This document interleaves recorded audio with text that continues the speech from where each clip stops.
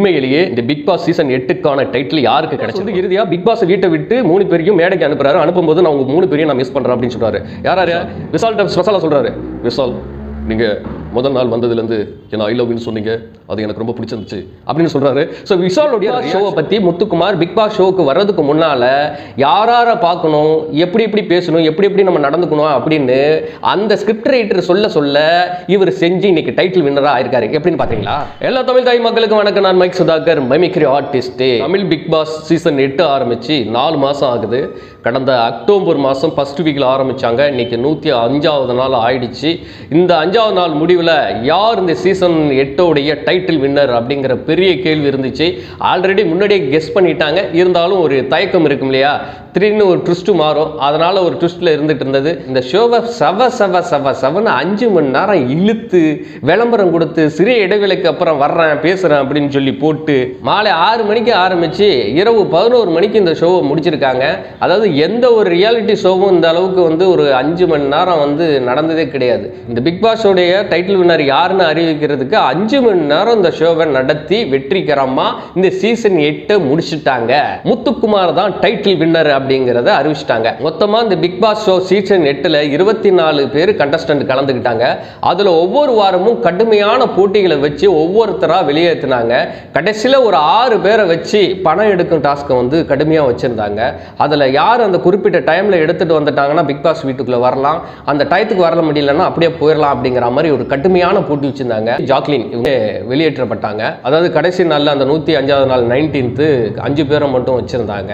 அதுல வந்து முத்துக்குமார், விஷால், சௌந்தர்யா, பவித்ரா, ராயனும் பவித்ராவும் வந்து பிக் பாஸ் வீட்டுக்குள்ள இருந்து வெளியேற்றப்பட்டாங்க. ஃபைனலா சௌந்தர்யா, முத்துக்குமார், விஷால் இவங்க 3 பேரும் மேடைக்கு வர வச்சு கேள்வி மேல கேள்வி கேட்டு, அது விஷால பயங்கரமான கேள்வியெல்லாம் கேட்டு மேடையிலேயே வந்து வெளியேற்றிட்டாங்க. விஷாலும் போயிட்டாரு. இப்போ சௌந்தர்யாவும் முத்துக்குமார் தான் இருந்தாங்க.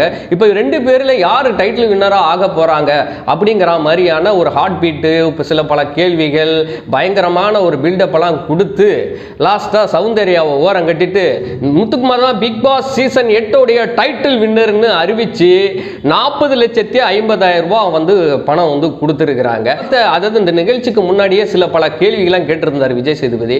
முத்துக்குமாரை பார்த்து கேட்டிருந்தாரு, ஒருவேளை நீங்க அந்த டைட்டில் வின்னர் ஆயிட்டீங்கன்னா நீங்க என்ன செய்வீங்க அந்த பணத்தை வச்சு அப்படின்னு கேட்டிருந்தாரு. முத்துக்குமார் வந்து என்ன சொன்னார் அப்படின்னா, நான் முத்துக்குமார் எழுதிய புத்தகத்துல அணிலாடும் ஒன்றில் வேடிக்கை பார்ப்பவன் செல்வேந்திரனின் வாசிப்பது எப்படி, இந்த புத்தகத்தை வந்து பள்ளிகளுக்கு நான் வந்து கொடுத்து உதவணும், பரிசாக கொடுக்கணும் அப்படிங்கிற மாதிரி சொல்லியிருந்தாரு.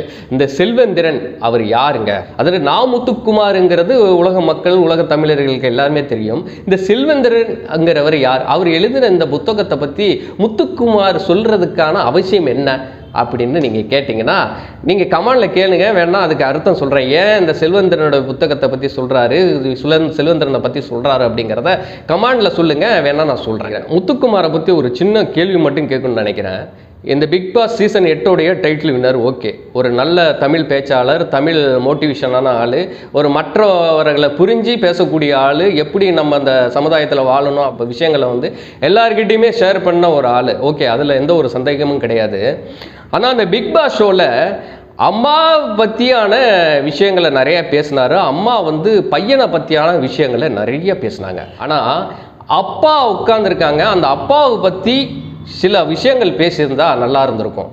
அப்பா வந்து பேச தெரியலன்னா கூட ஒரு ஓரமாக அப்படி உட்கார்ந்துருக்கிறாரு, அம்மா மட்டும் தான் பேசிட்டு இருக்கிறாங்க. இவர் பேசுறது அம்மாவை பற்றி தான் பேசுறாரு மேடையில். எங்கள் அம்மா வந்து என்னை இப்படி வளர்த்துருக்காங்க, எங்கள் அம்மாவுக்காக நான் இப்படி பண்ணுவேன் அப்படி பண்ணுவேன். முத்துக்குமார்கிட்ட சொல்லக்கூடிய ஒரு விஷயம், அம்மாவை எந்த அளவுக்கு உயர்த்தி பேசுகிறோமோ அதே போல தான் அப்பாவும் பேசணுங்கிற விஷயம் முத்துக்குமாருக்கு தெரியாமல் போச்சுங்க. விஷால் வந்து ஒரு சின்ன குழந்தை மாதிரி தான் நடந்துட்டு இருக்கிறாரு. பிக் பாஸ் வீட்டிலேருந்து மேடைக்கு வராரு, வந்த உடனே அவ்வளோ மக்கள் உட்காந்துருக்காங்க, அவருக்கு ஓட்டு போட்ட மக்கள், அவங்க அம்மா அப்பா, அவங்க சொந்தக்காரங்க உட்கார்ந்துருக்காங்க. சோ அவங்கள பார்த்துலாம் அவர் வந்து ஆசீர்வாதம் வாங்கியிருக்கணும். அங்க கண்டஸ்டண்டா உட்கார்ந்துருக்கிற ஆளை பார்த்து பிளேன் கிஸ் கொடுக்கறதும், கிஸ் பண்ணி அப்படியே தூக்கி பால் போடுறதும், இந்த பக்கம் அப்படியே கட்டி பிடிக்கிறதும், இந்த மாதிரி விஷயங்களை விஷால் வந்து இன்னும் கொஞ்சம் நிறைய வளர்த்துக்கணும். அதனால தான் அவர் மேடையிலேருந்து வெளியில போயிட்டாருன்னு நினைக்கிறேன். ஓகே, சௌந்தர்யா வந்து ஒரு தன்னம்பிக்கை இல்லாத ஆட்கள் போல இருந்தாங்க. ஏன்னா அவங்க அம்மா அப்பாவுக்கும் நம்ம புள்ள ஜெயிக்காது, நம்ம புள்ள இப்படிதான் அப்படிங்கிற மைண்ட் செட்டில் தான் உட்காந்து பேசிட்டு இருந்தாங்க. ஸோ இந்த பொண்ணும் அப்படிதான் மேலே இருந்துச்சு எனக்கு கிடைச்சா போதும் சார், இல்லைனா விடுங்க சார், அப்படி சார் இப்படி சார் அப்படிங்கிற மாதிரி தான் இருந்துச்சு. அந்த பொண்ணுக்கும் தெரியும் டைட்டில் வந்து முத்துக்குமாருக்கு தான் கொடுப்பாங்க அப்படிங்கிறது தெரியும். அதனால இருந்தாலும் அந்த பொண்ணு வந்து ஒரு இயல்பாக தான் பேசணும்னு சொல்லுவேன். அதாவது அந்த பொண்ணும் ஒரு குழந்தை மாதிரி தான் பேசிட்டு இருந்தது. பிக் பாஸ் வீட்டில் வந்து ஒரு 5 பேருக்கு வந்து மிரர் வச்சு உங்க மனசாட்சிக்கிட்ட நீ உங்களை பற்றி உங்களை புகழ்ந்துக்குங்க அப்படிங்கிற மாதிரியான ஒரு விஷயம் சொல்லியிருந்தாரு. அவங்களோட ஒப்பீனியன் சொல்லியிருந்தாங்க. அதில் ஃபர்ஸ்ட் வந்து முத்துக்குமார் தான் எல்லா போட்டிகளையும் சரி எல்லா கேள்விகளும் சரி டக்குன்னு எழுந்திரிச்சு ஆன்சர் பண்ணுறது நல்ல ஒரு விஷயம் தான். இந்த 3 பேரில் யார் நடிக்காம உண்மையா இருந்தாங்க அப்படின்னு சொல்லுங்க பார்ப்போம். இந்த ஃபைனல் 3 பேர் இருந்தாங்க இல்லையா, இந்த ஃபைனல் முத்துக்குமார், சௌந்தர்யா, விஷால், இவங்க 3 பேர் இருந்தாங்க இல்லையா. இந்த விஷாலுக்கும் சௌந்தர்யாவுக்கும் பதிலாக ஜாக்லினும் அருணும் இருந்திருந்தா நல்லா இருந்திருக்கும். இவங்க 2 பேருமே ரொம்ப நல்ல பர்ஃபார்மர், ரொம்ப நல்லா விளையாடக்கூடியவங்க, நல்ல குணம் படைச்சவங்க. இவங்க 2 பேரை ரிஜெக்ட் பண்ணிட்டு பிக் பாஸ் இந்த 2 பேரை போட்டிருந்தாங்கன்னா ரொம்ப நல்லா சுவாரஸ்யமா இருந்திருக்கும். நீங்க என்ன நினைக்கிறீங்க மக்களே சொல்லுங்க. முத்துக்குமார் இந்த பிக் பாஸ் சீசனுடைய டைட்டில் வின்னரா ஆகிட்டாரு. என்ன ஒரு வருத்தம்னா மக்கள் கேட்கக்கூடிய கேள்விகள் சில பல என்ன அப்படின்னா, அம்மாவை எந்த அளவுக்கு பேசினாரோ அதே போல அப்பாவும் பேசியிருந்தாருன்னா கொஞ்சம் நல்லா இருந்திருக்கும் அப்படின்னு கேட்குறாங்க. இதுக்கப்புறம் முத்துக்குமார் வீட்டில் போயிட்டு அப்பாவை பற்றி நிறைய விஷயங்கள்லாம் வெளியில் சொல்லுவார்னு நினைக்கிறேன். அந்த ஒரு நம்பிக்கை இருக்குது. இருந்தாலும் அடுத்த ஒரு வீடியோவில் சந்திக்கும் வரை உங்களிடமிருந்து விடை பெறுவது நான் உங்கள் மைக் சுதாகர். நன்றி.